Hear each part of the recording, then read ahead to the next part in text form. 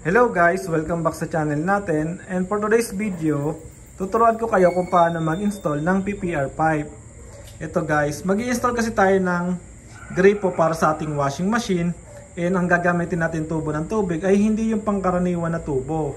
Gagamit tayo nitong kulay white na to, itong 1/2 na PPR. Ang advantage pala nitong PPR pipe ay hindi siya madaling masira. Kahit mabagsakan, maapakan, hindi siya nabubutas. Hindi gaya ng kulay blue na tubig, na tubo ng tubig. Mabilis siyang masira tapos lumulutong. Ito hindi guys. Matibay siya, heavy duty. Iba nga lang yung proseso ng pagdudugtong dito. Ginagamitan siya ng fusion machine. Ito guys, ipapakita ko sa inyo mamaya. Yung laman nito yung fusion machine natin. In-order natin sa Lazada. Nasa 600 plus yung bili ko. Ayan, Pildex yung brand niya. And ito pala yung mga kailangan natin. Meron tayo ditong elbow, 90 degrees. Then, ito guys, yung may thread natin na to, naikabit ko na. Ipapakita ko na lang sa inyo. Nandito lang siya for sample.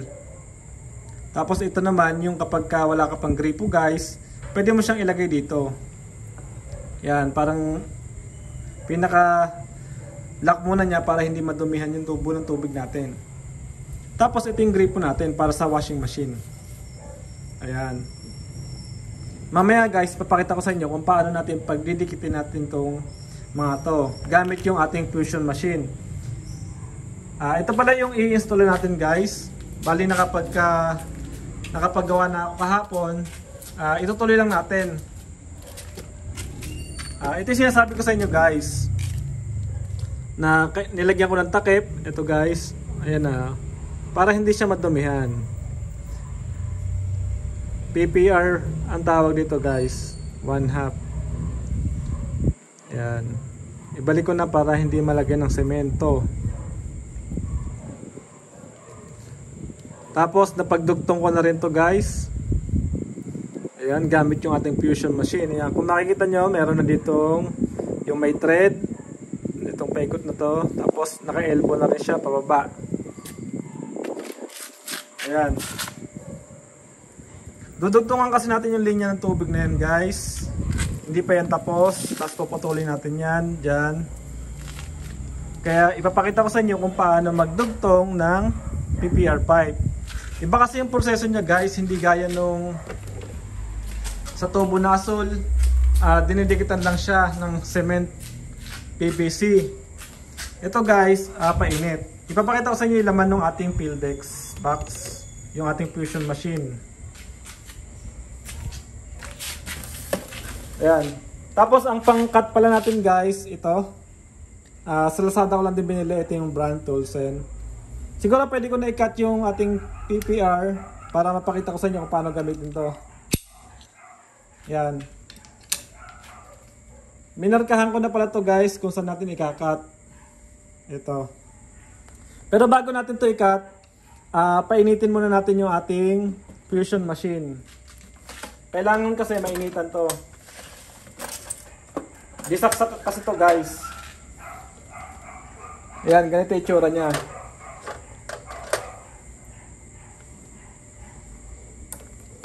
Ayan. Tapos meron siya mga bala nandun. Yun yung sukat sa ating tubo.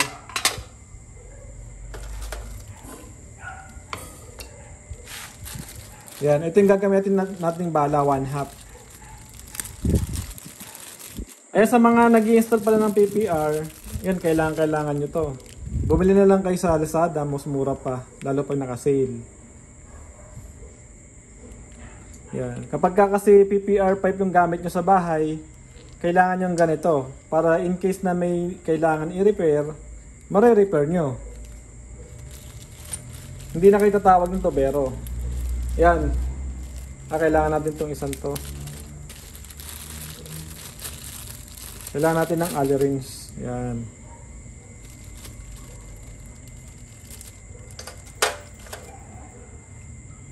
Yan guys. Ilagay lang natin dito. Yan. Tapos, i-install na natin to.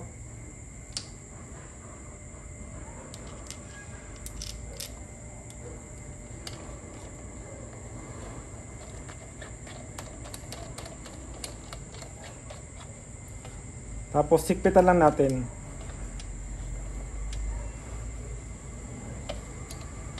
Ayan, ganyan na magiging itsura niya guys. Ayan. Tapos kailangan natin itong isaksak para uminit na habang kinakat natin yung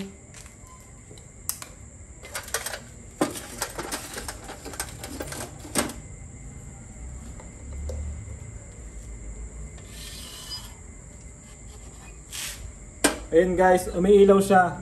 Yan, ibig sabihin nag-iinit na siya.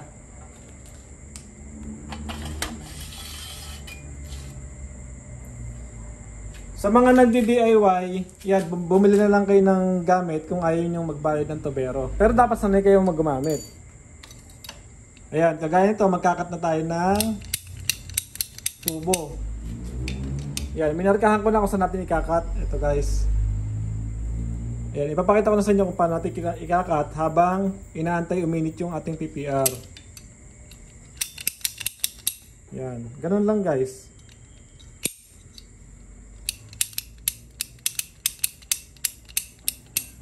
Ayan.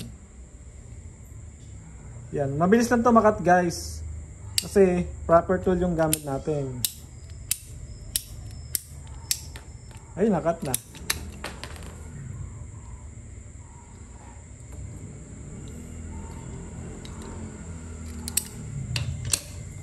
Ayan, mamaya idudugtong natin to guys. Itong nakat. Tapos itong elbow. Yan, kailangan kasi natin gawin ng ganito yan. Yan. Ipapakita ko sa inyo kung paano pagdudugtongin to. Hindi kasi to pwedeng idugtong ng ganito lang. Hindi siya kagaya ng kulay blue na PVC na pwede mo siyang idikit.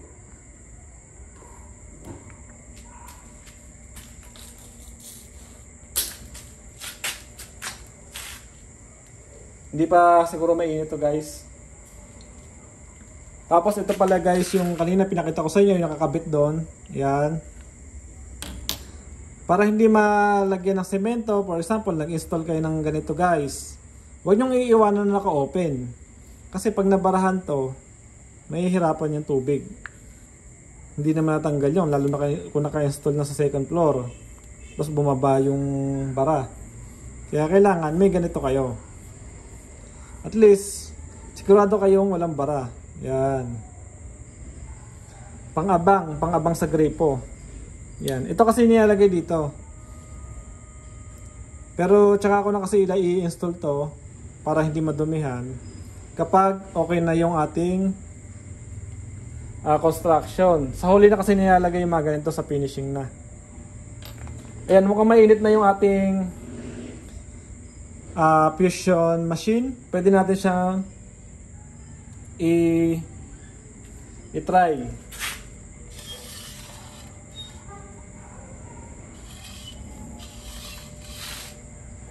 Ito guys, itatry na natin siya.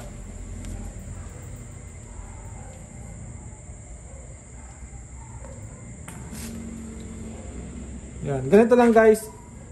Gayahin nyo lang tong ginagawa ko. Dahil mainit na nga.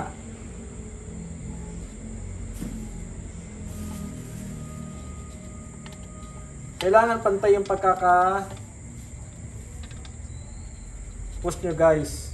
Yan. Tapos sabay siya hihilahin.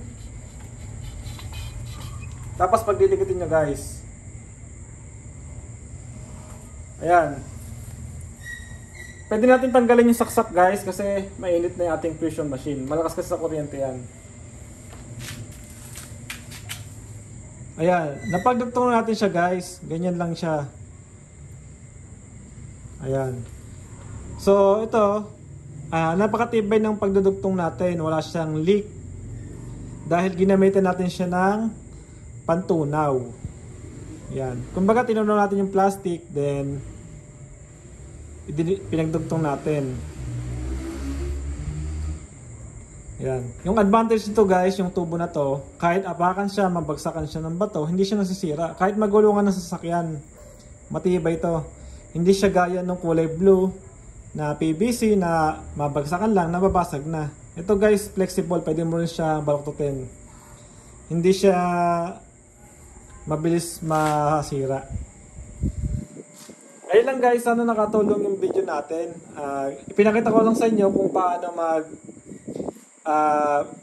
install ng PPR. Bali, yung na-install na pala natin yung kaninang pinakita ko sa inyo. Ito pala yung kung paano magdikit.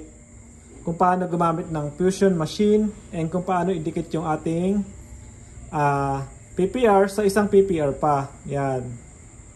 Tapos kapag ka pala gagamit tayo ng reducer. For example, medyo malaki yung tubo na nasa kabila. Kailangan natin gumamit ng ganito. Yung tres. Ito kasi 1/2. Kasi ito tres ata tawag dito. Basta yung mas malaki sa 1/2. 2.5 nakalagay yun. Ayan, 2.5. Ayun lang guys, meron naman to sa mga hardware kapag gusto nyo bumili. Ayun guys, sana nakatulong yung video natin. Ipinakita ko lang kung paano mag dikit ng PPR. Ayun guys, see you na lang sa next vlog natin. Thank you, bye.